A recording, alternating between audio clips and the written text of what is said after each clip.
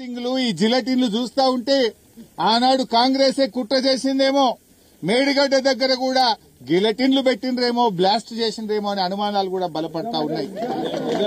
ఎందుకంటున్నా, కాళేశ్వరం అంటే 3 బ్యారేజీలు, 19 రిజర్వాయర్లు, 21 సబ్స్టేషన్లు, 203 కిలోమీటర్ల టనలు, 1536 కిలోమీటర్ల గ్రావిటీ కెనాల్స్ అన్నీ బాగుంటాయి.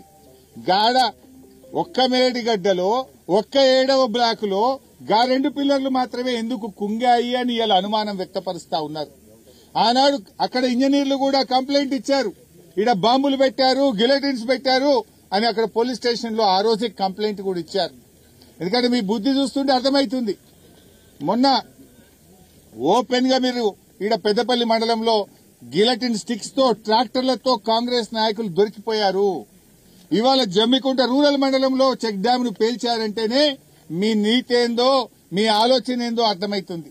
జమ్మికుంట మరియు ఓదెల 2 మండలాల మధ్య మానేరు నదిపై నిర్మించినటువంటి చెక్ డ్యాము ఈరోజు ఇసుక మాఫియా ఆధ్వర్యంలో 24 కోట్ల రూపాయల చెక్ డ్యామ్ ను పేల్చివేయడం జరిగింది.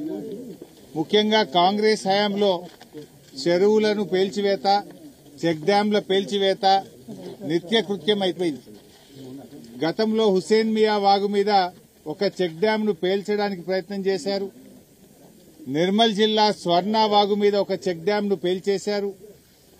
ఈరోజు మానేరు నది మీద ఆనాటి బీఆర్ఎస్ హయాంలో ఈ ప్రాంత రైతుల కోరిక మేరకు 24 కోట్లతో కట్టిన చెక్ డ్యామ్ ను రాత్రికి రాత్రే ఇసుక మాఫియా పేల్చివేశారు.